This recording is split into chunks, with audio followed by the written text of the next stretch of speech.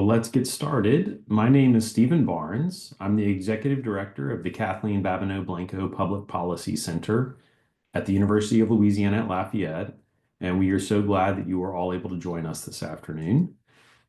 We're excited to welcome you to our fourth Lunch and Learn for Whole Health Louisiana.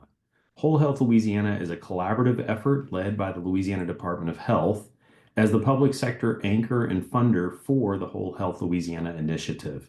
And the Blanco Center leads the plan's implementation and evaluation. If you're unfamiliar with what Whole Health Louisiana is, it's the state's cross-sector initiative intended to systematically address, mitigate, and prevent childhood adversity within our systems of care and support. Whole Health Louisiana has 4 priority areas and goals: collaboration, awareness, workforce, and prevention and healing.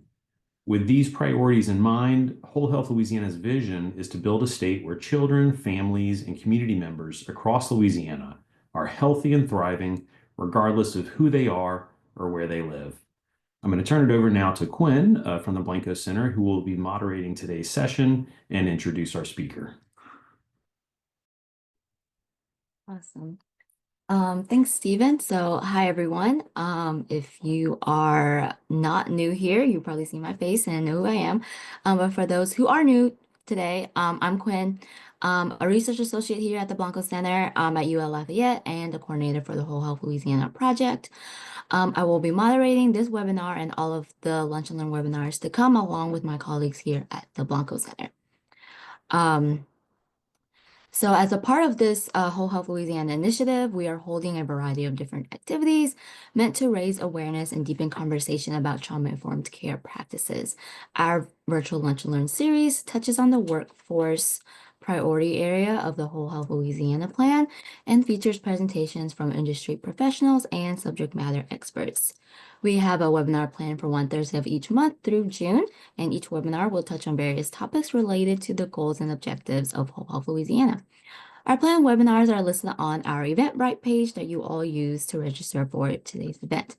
And in addition to the webinar series, Whole Health Louisiana is conducting in-person regional trauma-informed care training sessions across the state of Louisiana, with our next one being in Hammond.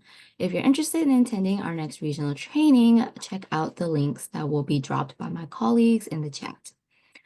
Before I introduce our speaker for today, I want to mention that our ASL interpreter for today is led by Lisa Gill. You should see them pinned to your screen to view the interpretation throughout the webinar.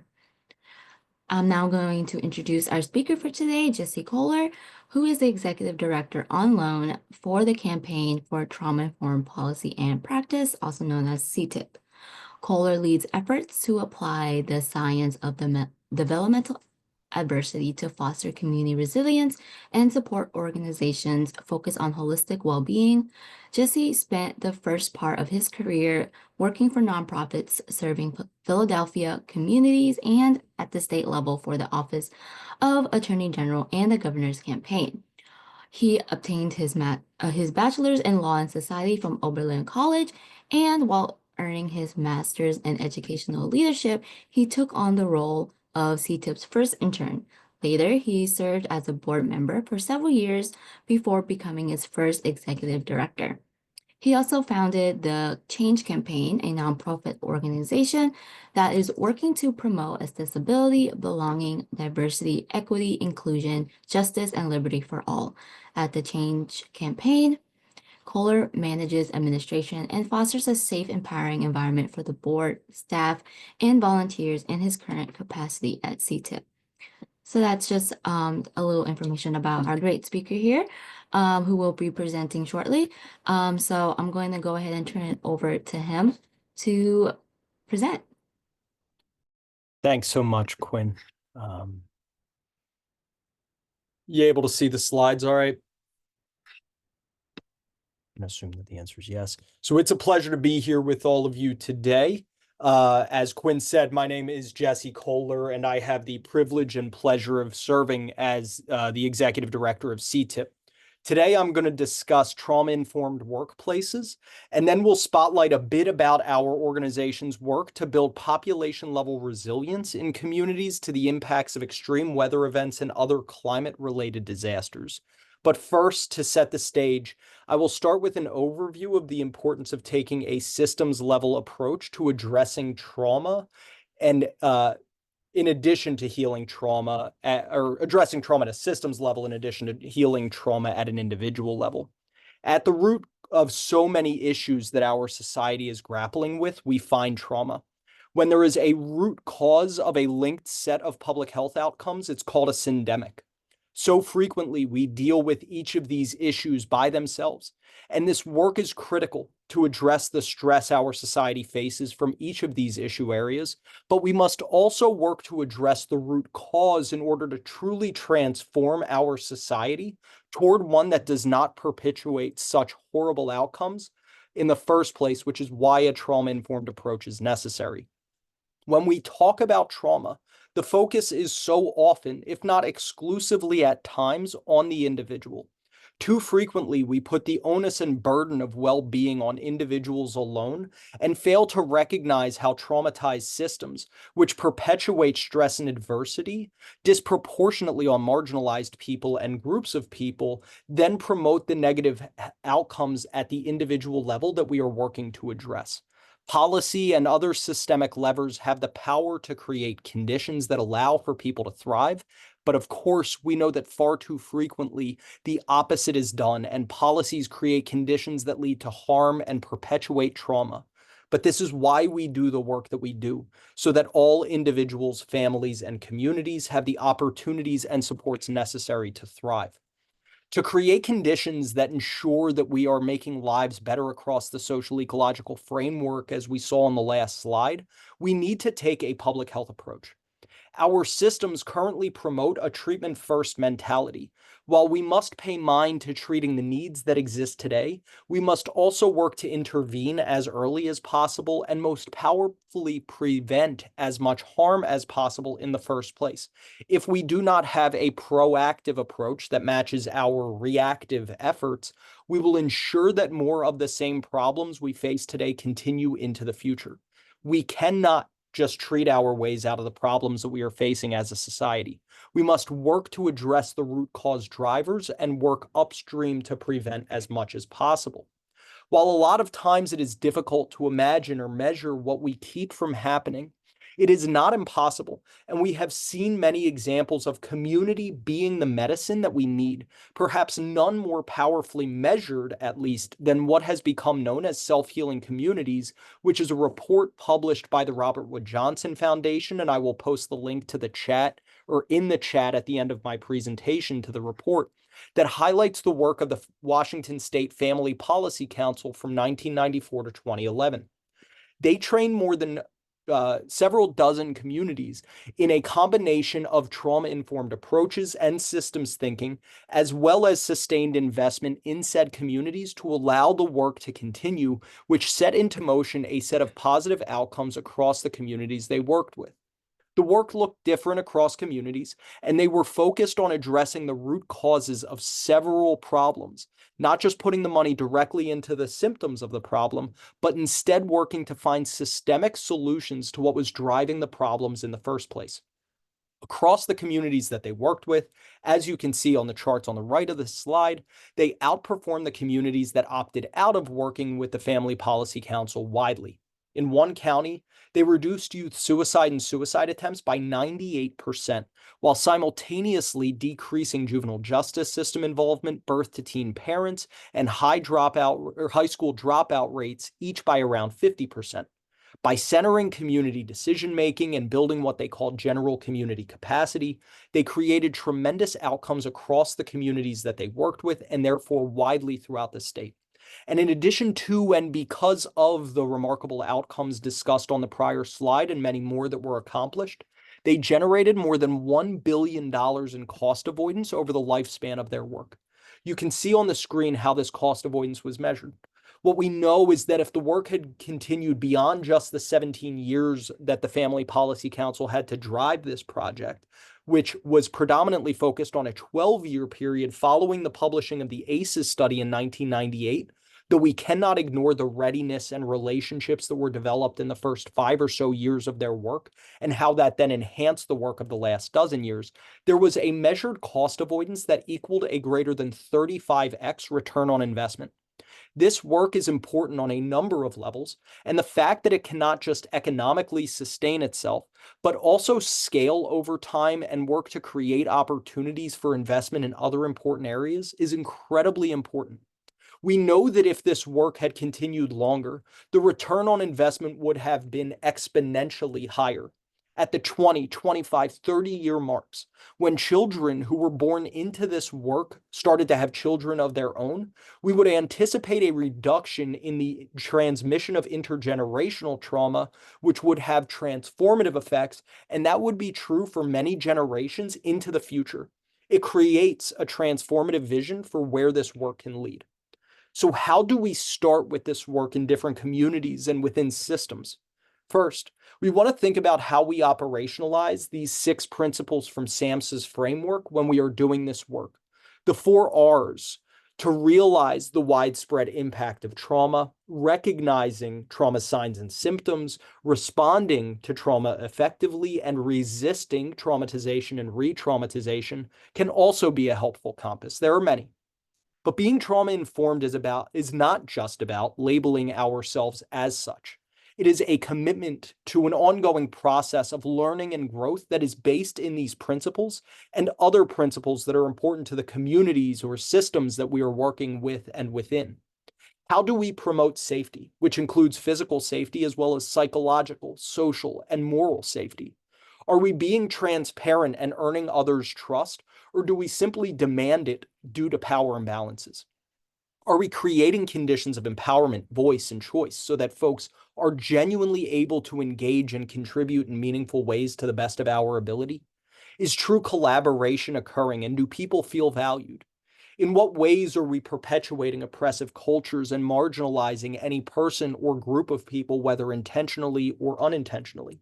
And are we building a culture in which we are provided with skills to support ourselves? And are we building community so that peers feel as though they are equipped and able to support others as well? We will never be perfect in doing all of this, but I believe that being trauma-informed is in the pursuit of living into these qualities more than it is boasting that we have achieved them. In addition to using a trauma-informed approach, it is important to address community-level and organization-wide change through systems thinking.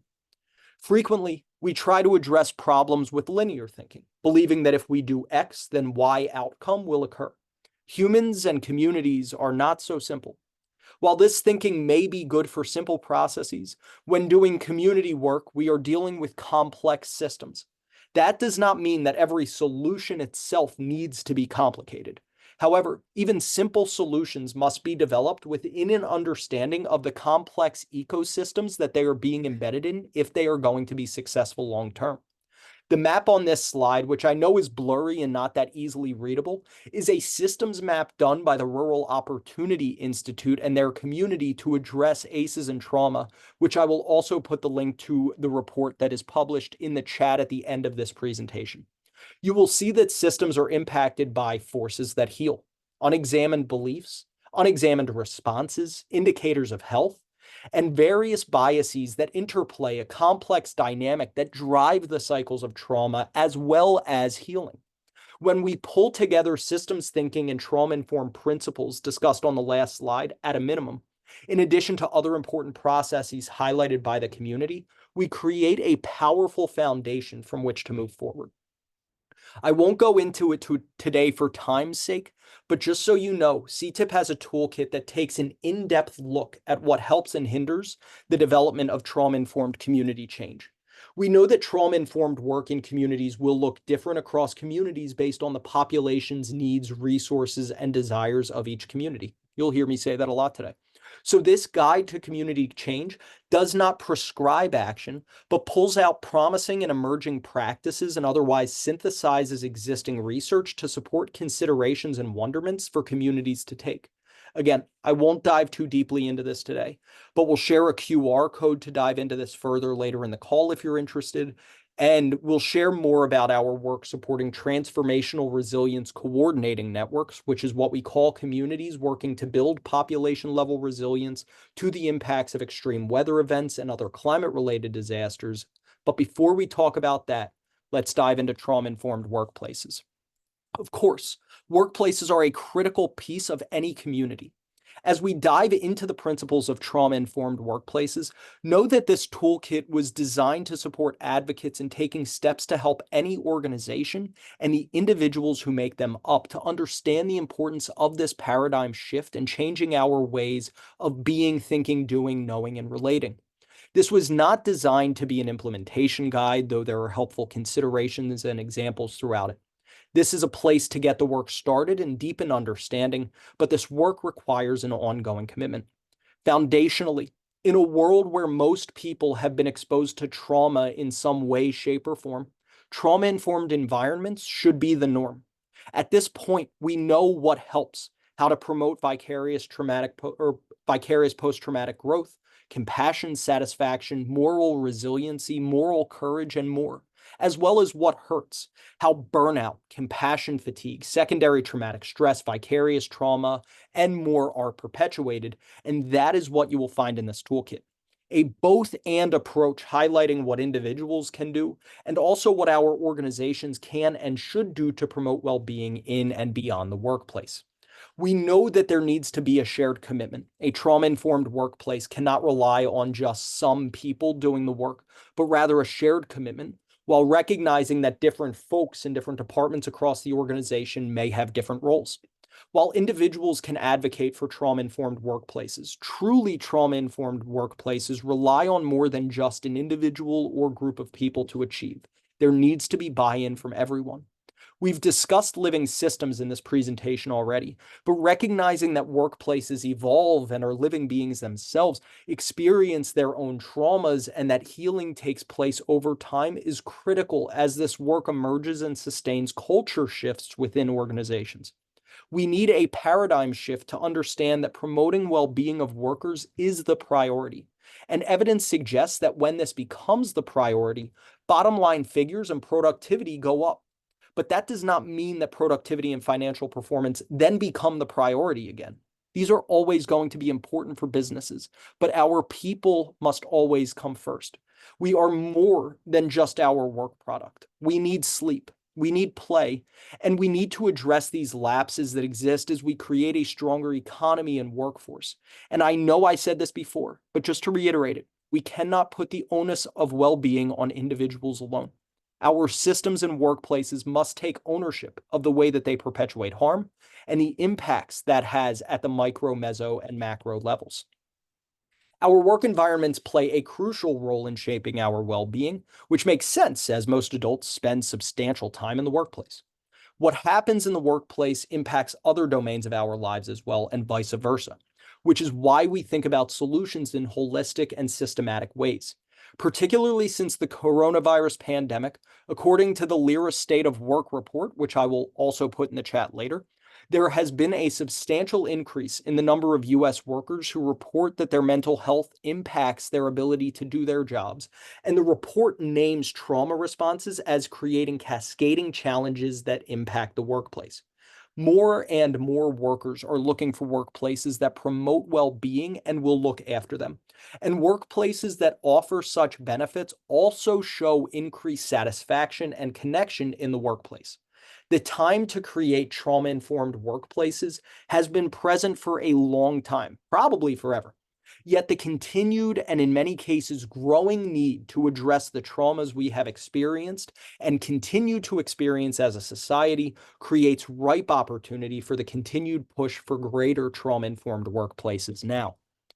As CTIPP's former board chair, I need to update this slide, and founder Sandy Bloom says, trauma-informed workplaces offer a sanctuary of safety and support, a place where people can bring their whole selves and be valued for who they are.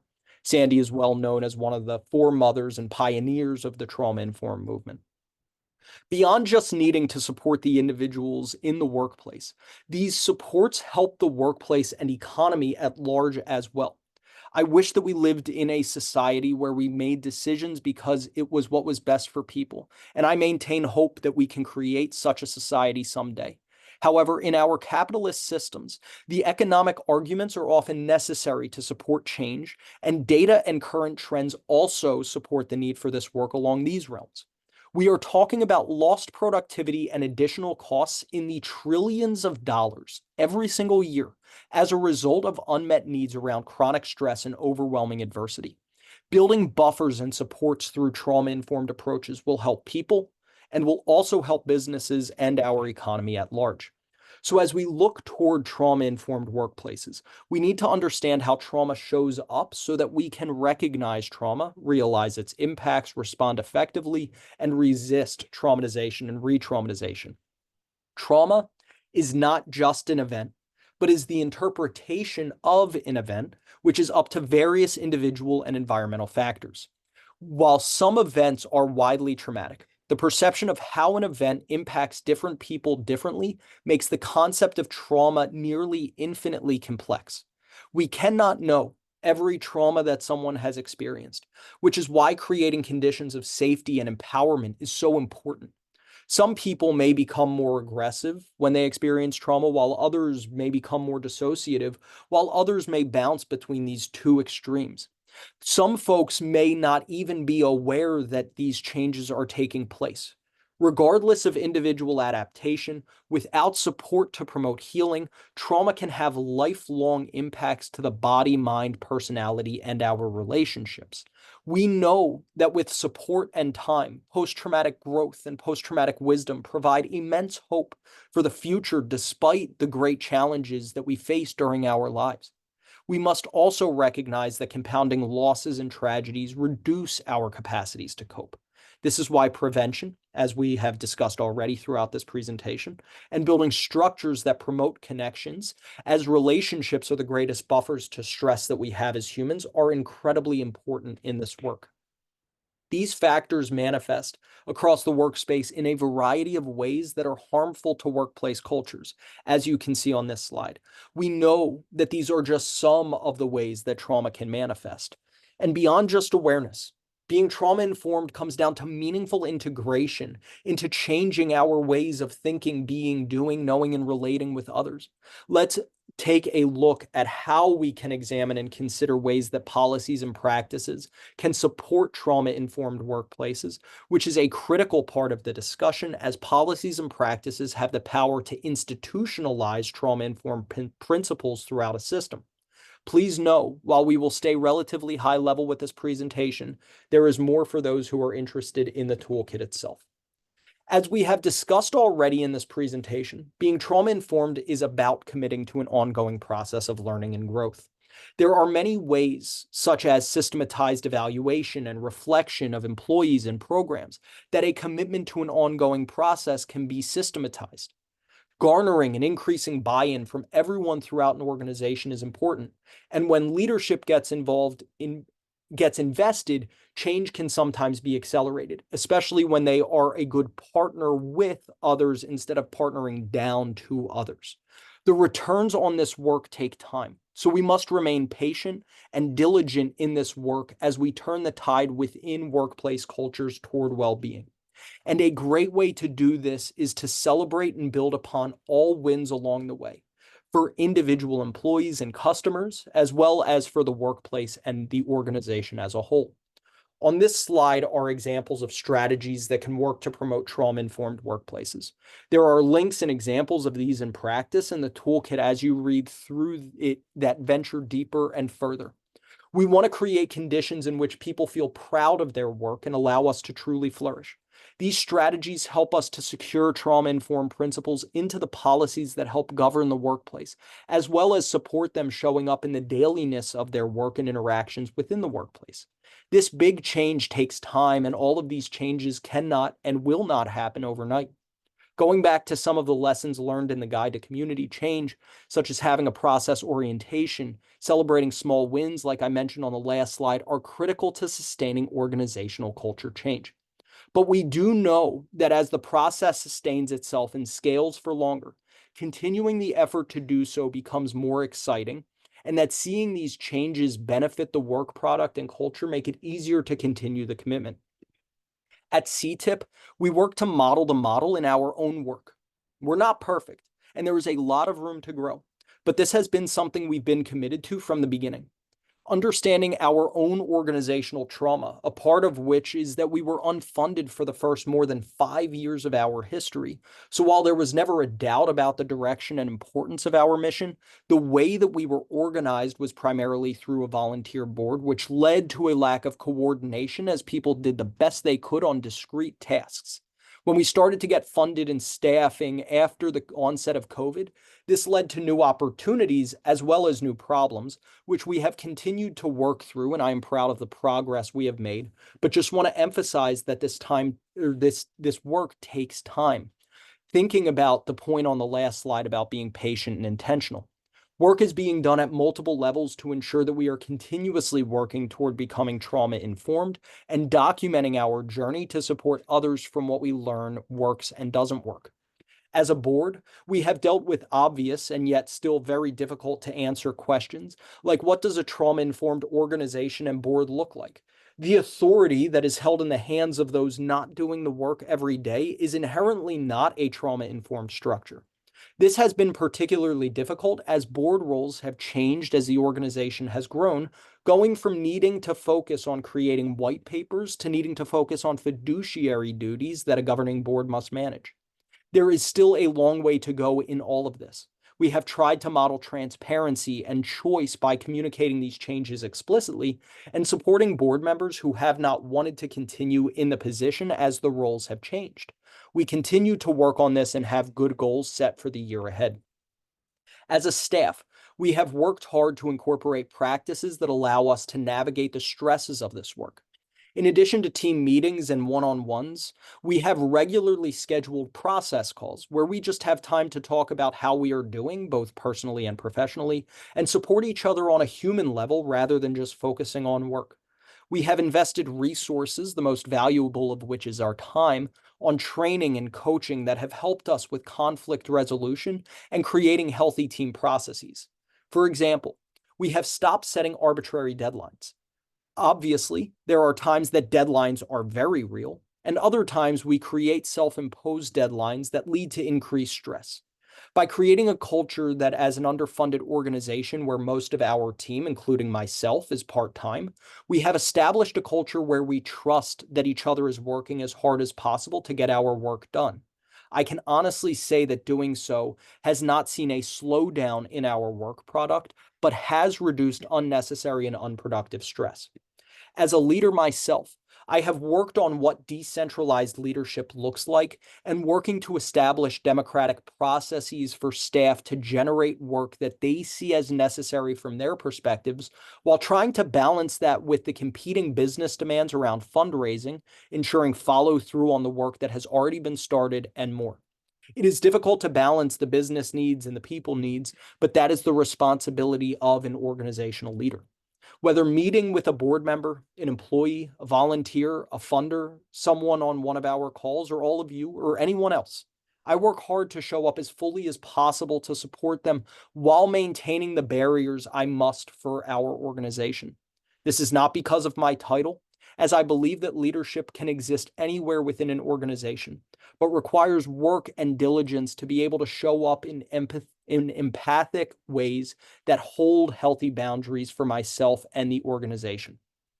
I have continuously learned from what is and is not working to inform the strategic vision for our work and do my best to leave my ego aside and put the mission we are working toward and my team's well-being as paramount focus in my work.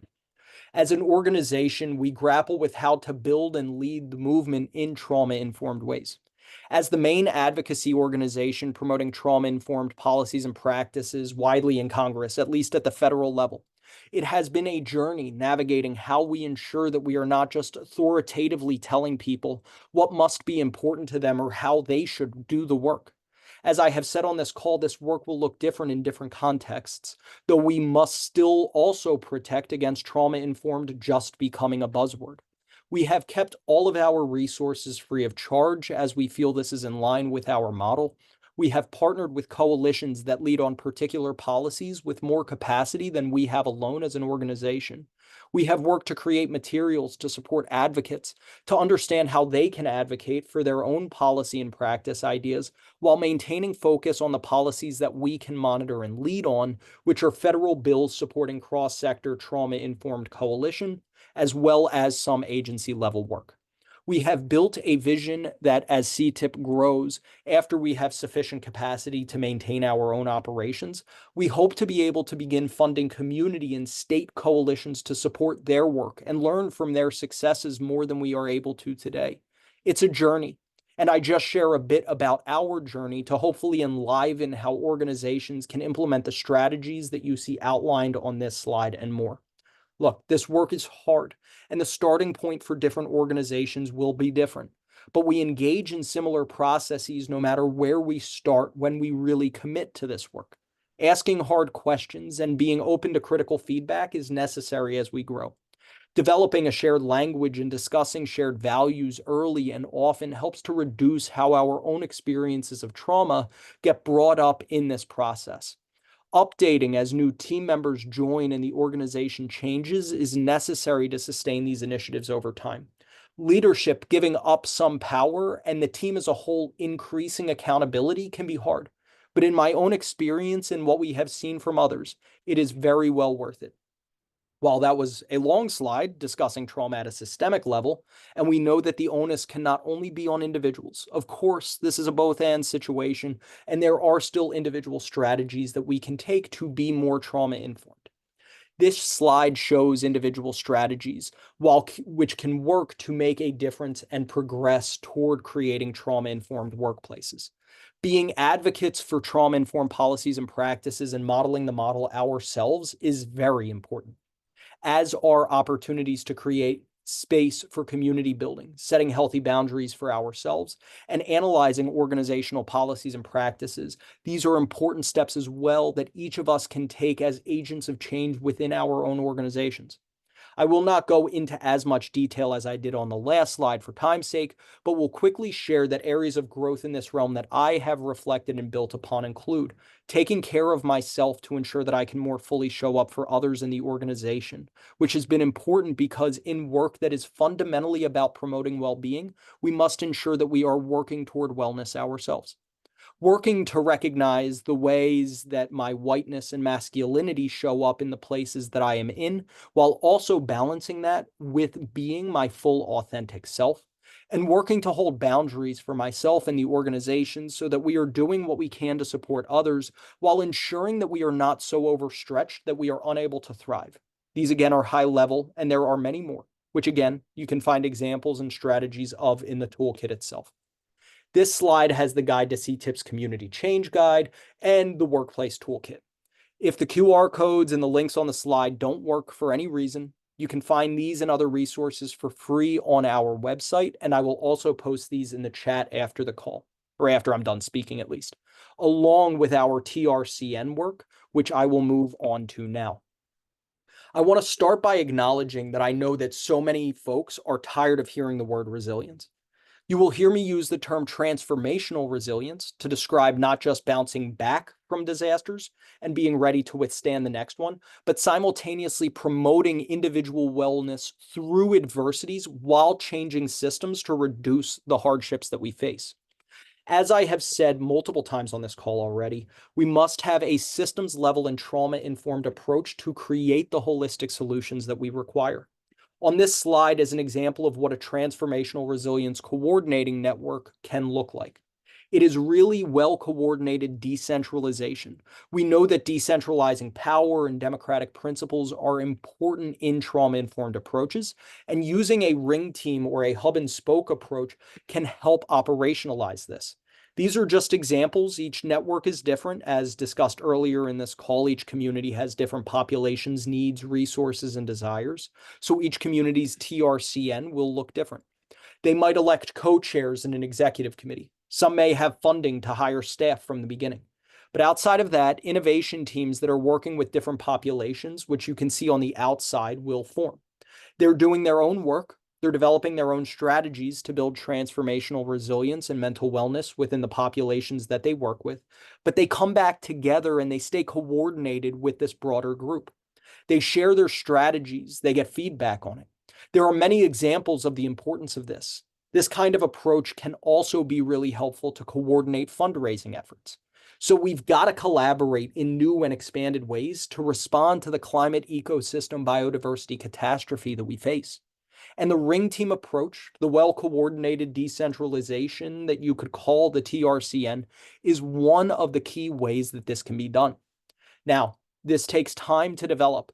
And in the work we do with communities, we start with leaders to form steering committees and then missions and visions that then lead to increased network buy-in and strategic plans that develop within TRCNs and then drive the TRCNs themselves. Our work with communities is available for free, and you can learn more on our website. And again, I will post the specific link in the chat later. This work is critical. As we will get into on this slide, we are expanding the community cohesion phase and reducing the disillusionment phase that are common in disasters. And these that you see on the screen right now are the 6 phases of disasters in climate ecology. Sometimes there is a warning, but we will start with the impact from an event or series of events. And if great enough, this can impact up to 20 to 40% of the people that are directly impacted and 10 to 20% of others, emergency responders, people who know somebody who's impacted, etc. And then we begin to enter into a heroic phase. The impacts are happening and people who don't know others step forward and put their lives on the line for them to help each other during and right after an event occurs. Then it usually goes into the community cohesion phase, which can also be called the honeymoon phase, where community members come together. By having a TRCN in place before a disaster, connections exists and skills are built to enhance the heroic phase. The community capacity exists to maximize the community cohesion phase, as we see that often the response requires neighbors helping neighbors.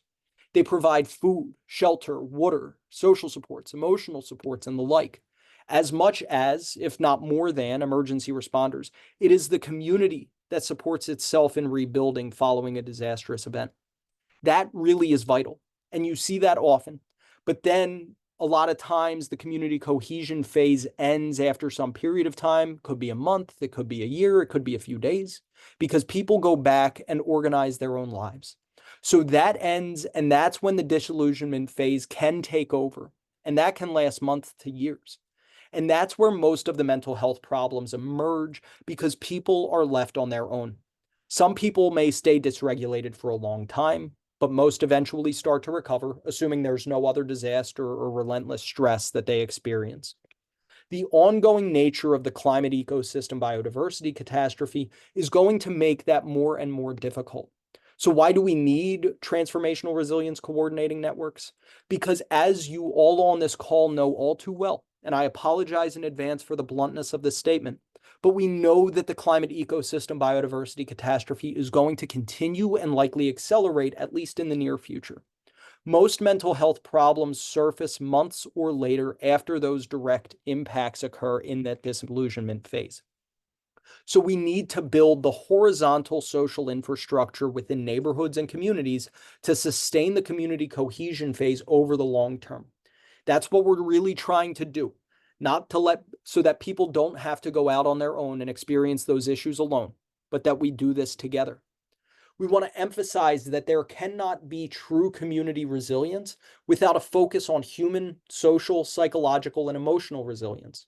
We can't just focus on external physical resilience. Actions to reduce emissions, regenerate and restore ecosystems, strengthen physical resilience are going to have limited effects unless they are fully integrated into efforts to build population-level mental wellness and transformational resilience. At the same time, disaster preparedness and response and disaster mental health and other human services are going to be much more effective when they are integrated into these community-led resilience building initiatives. Years-long research with communities around the world by the International Transformational Resilience Coalition has found the 5 key areas that are going to be specifically needed for the climate emergency, and by far, the most important is to build strong and weak social connections throughout the community. By strong, I mean people who you know, friends, families, neighbors who you share your life with.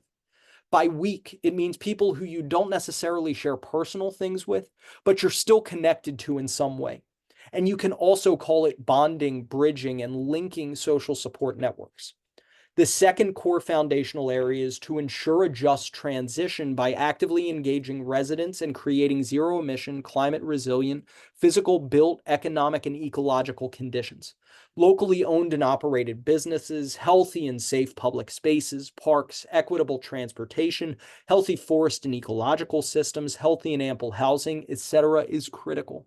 We don't usually think of this as our job in the mental health and human service world, but it is. We need to avoid that siloing and come up with comprehensive strategies that we are all engaged in.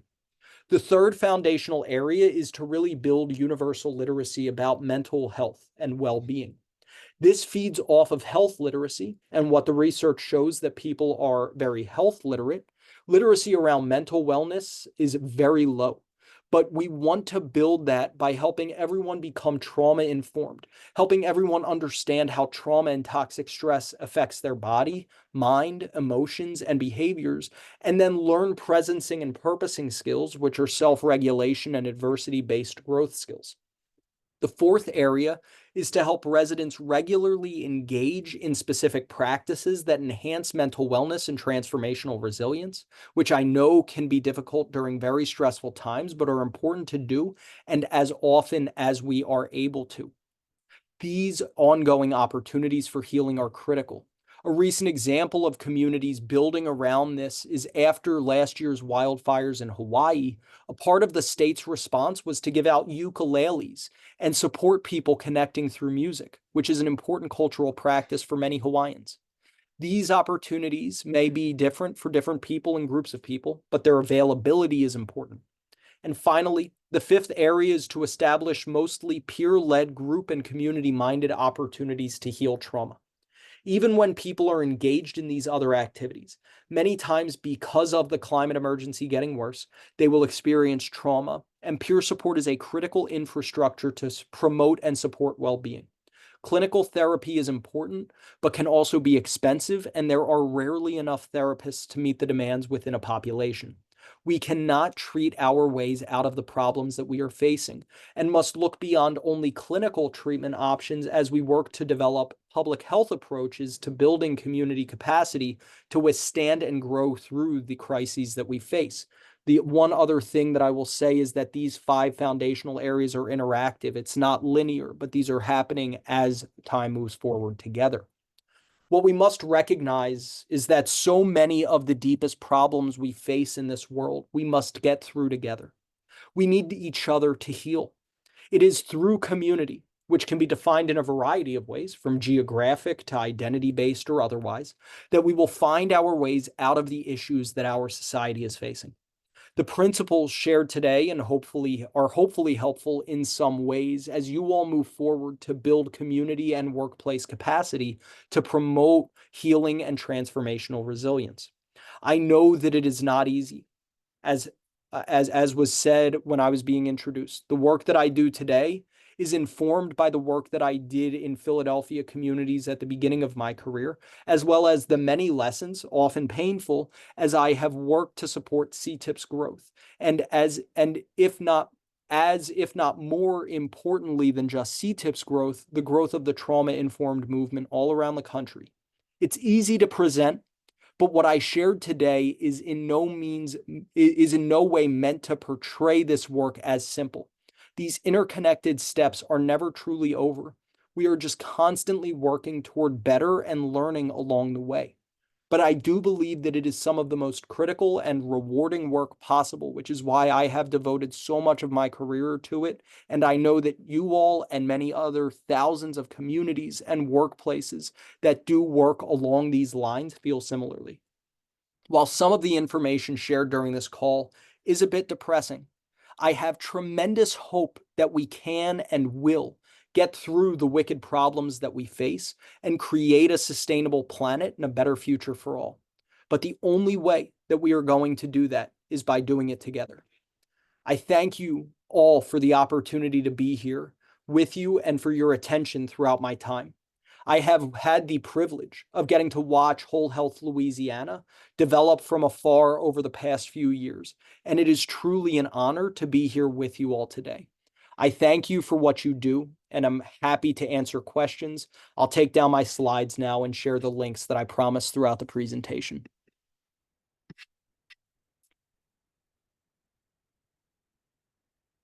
And Lissa, just to mention, I mean, my goodness, I put you through the ringer on that one, so appreciate you very much.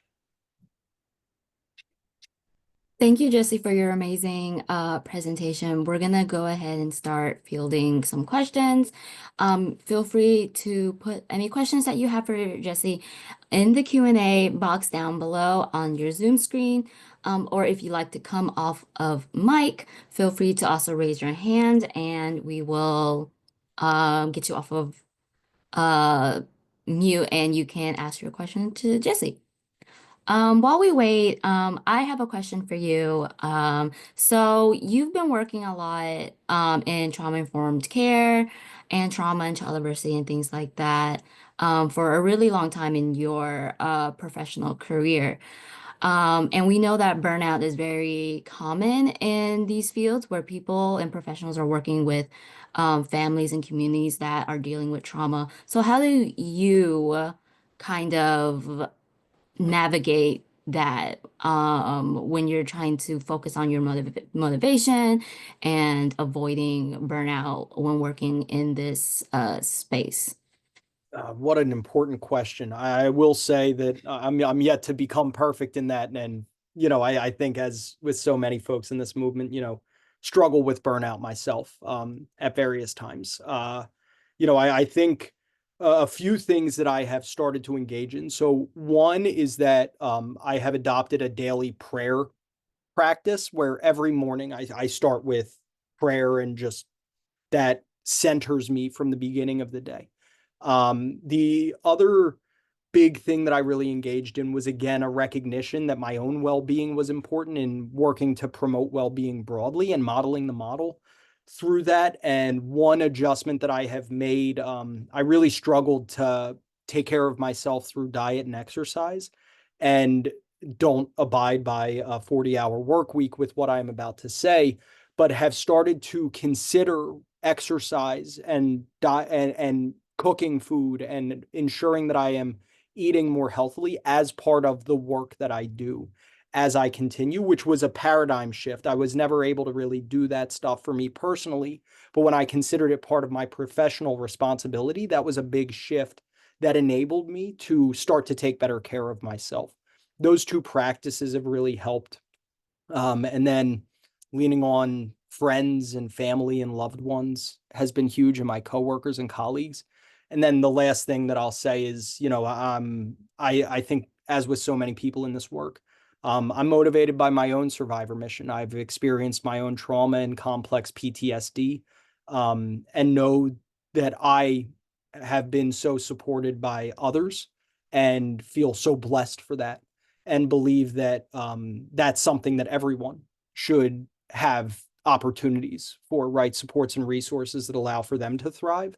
And when I'm at, the bottom of the barrel in terms of how much fuel I got left when I'm, feeling burnout, that helps me get through to the end. And then I lean into those other practices to try to maintain well-being and energy as best as possible. It's a journey.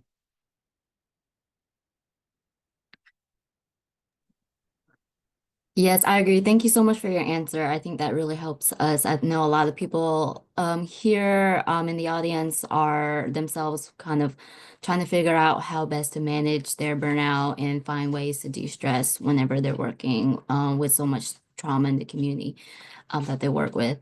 So we have another question in the Q&A box. Can you share a personal experience that influenced your perspective on trauma-informed care, policy, and practice?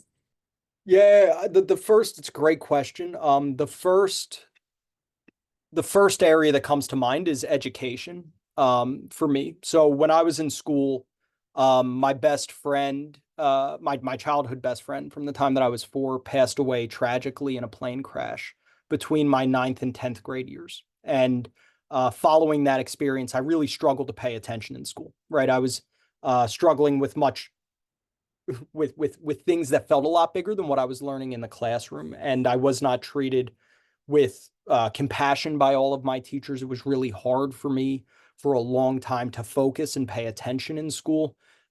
Because every day that I was in school, it reminded me of Doug. When you're best friends with someone from 4 until 15, you spend so much of your time with them at school. And it was really difficult to engage. And I knew how badly I was harmed by the education system, and the ways that it kind of forced this tracked approach that didn't allow for much else to occur in life that distracted from that.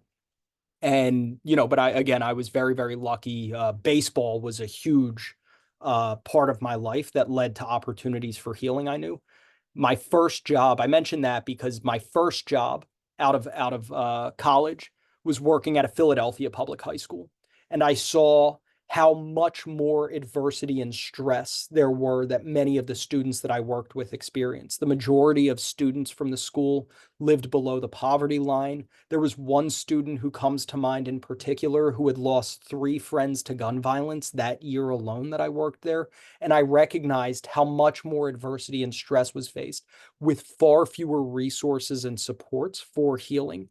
And that was what influenced my passion, my personal experiences, and then my professional experiences to advocate for trauma-informed schools, that the most important thing needs to be taking care of our students at a human level. And as we do that, as we build capacity around trauma-informed schools, and we did work with the Department of Education, there's a trauma-informed schools toolkit that we have available on our website, and we're doing work around trying to promote trauma-informed approaches for students with learning differences as well.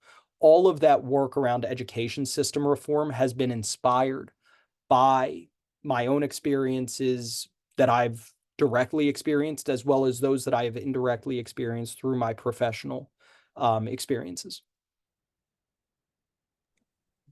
Wow. Thank you, Jesse, for sharing. I'm sorry for your loss, but thank you for being vulnerable with us and sharing that with us. Yeah, a lot of our lived and personal experience do affect all of what we see.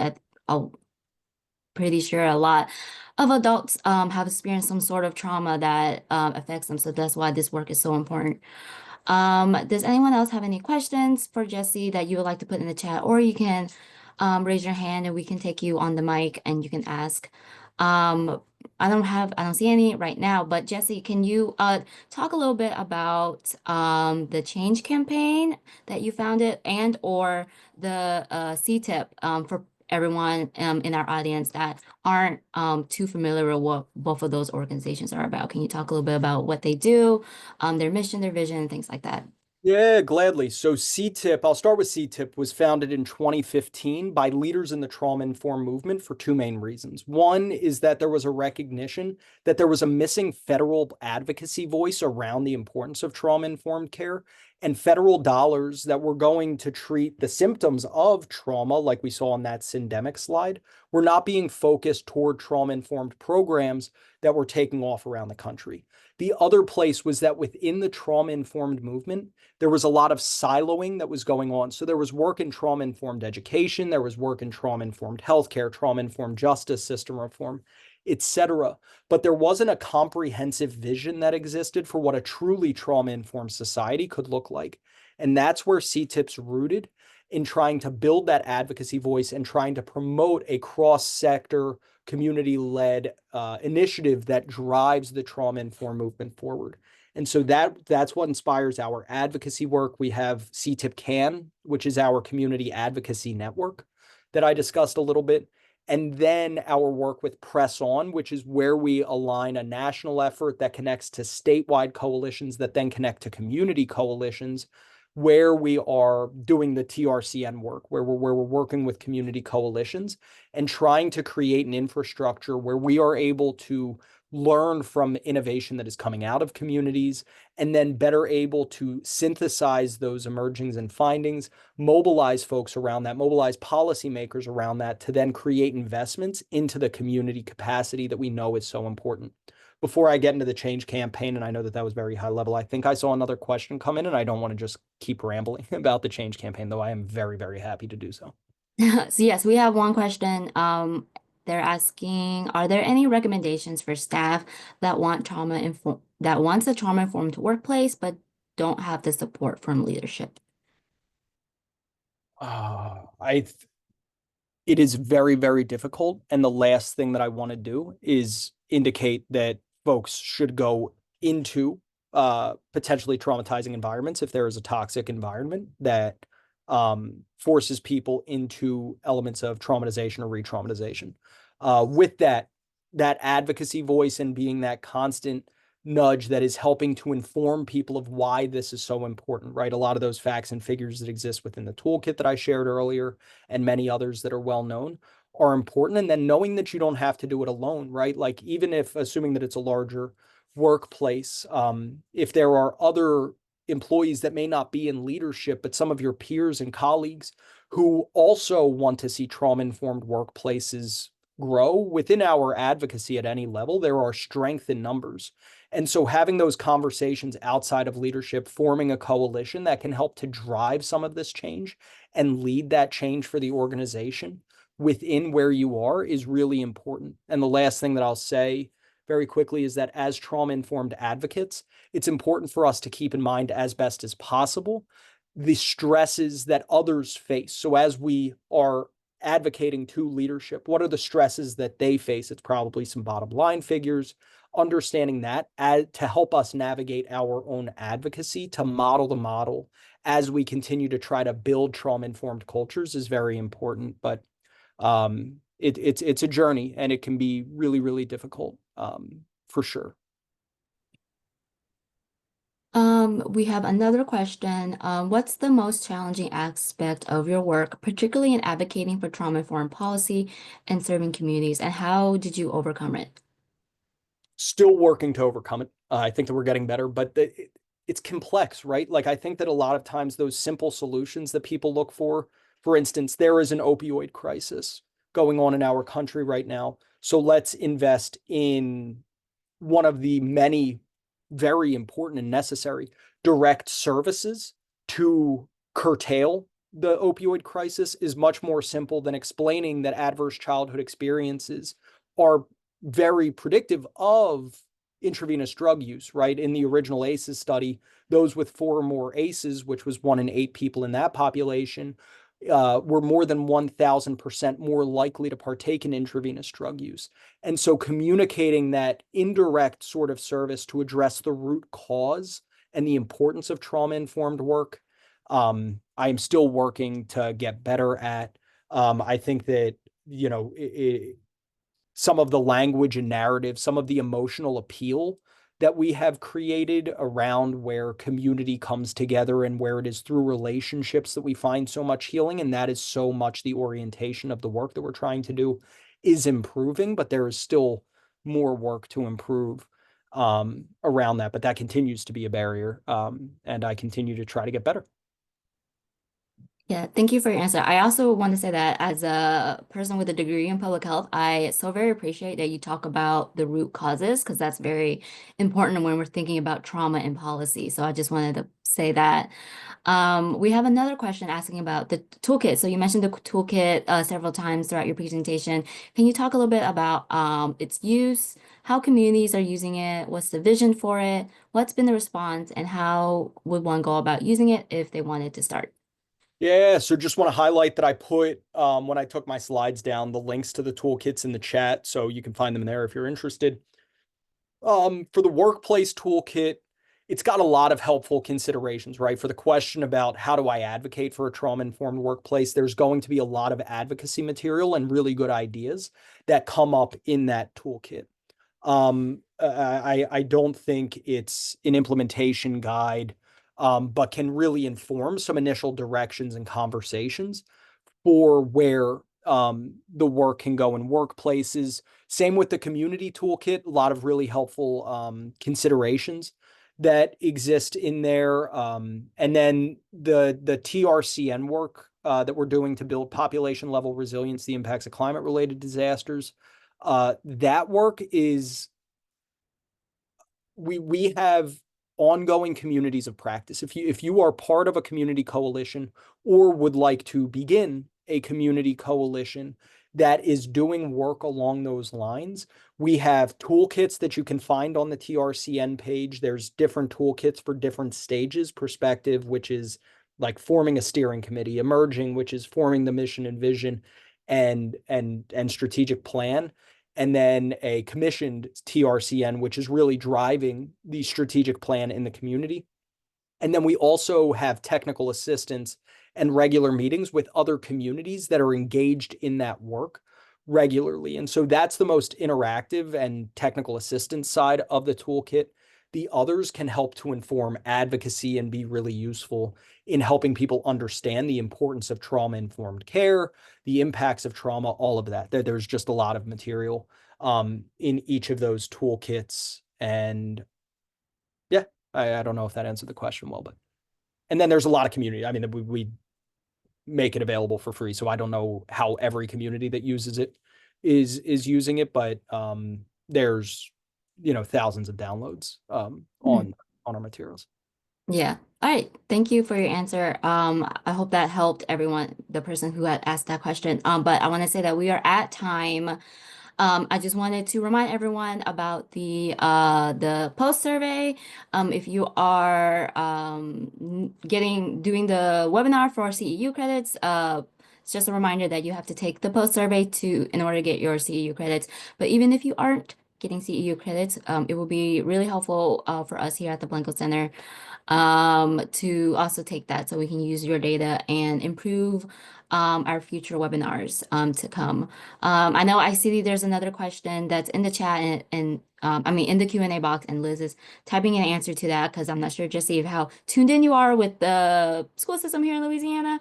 So you might not know that answer. But I just wanted to say again, thank you everyone for attending. If you have any lingering questions, we're going to stay a minute or two to answer a couple more of your questions. But other than that, have a great rest of your day and don't forget the survey. So thank you guys, and we'll see you in January for our 2025 Lunch and Learn webinars.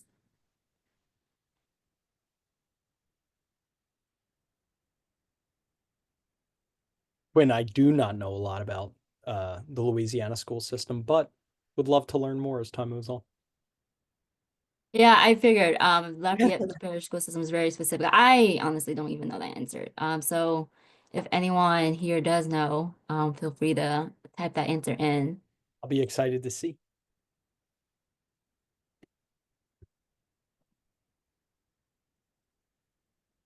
And then yeah, as we're waiting, just because I didn't get to it, the change campaign loans out my time to serve as CTIPP's executive director, so that way it's not hitting CTIPP's payroll, which was an equity concern of how I became executive director, a much longer conversation, but that's part of why that structure exists. And then I wrote a piece of policy that we're trying to pass in Philadelphia called the Love Act, Lowering Overdose and Violence Epidemics, which would create a grant program for community-led coalitions, and then intergovernmental coordination as like two key components to drive trauma-informed responses to address root cause drivers. And then we're building an agenda that we call the full press to create kind of a social, economic, political framework with which the trauma-informed movement can scale. And that's the work that I do in short in the change campaign versus CTIPP. So it's a little bit more targeted, a little bit more entrepreneurial, while CTIPP's creating containers for like the whole of the trauma-informed movement to really grow. That makes sense. Yeah, that makes sense. Awesome. Thank you.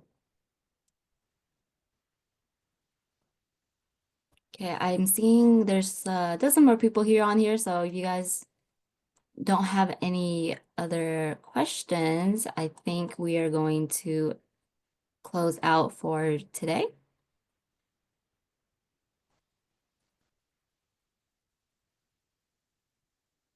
Thank you. Yes, thank you everyone for attending. We're going to close out the webinar for today. Again, thank you, Lisa Gill, for your interpretation for today, and thank you, Jesse, for your amazing presentation. Take care. Hope to see you all soon. Thank you again for the opportunity. Thank you, guys. Bye-bye.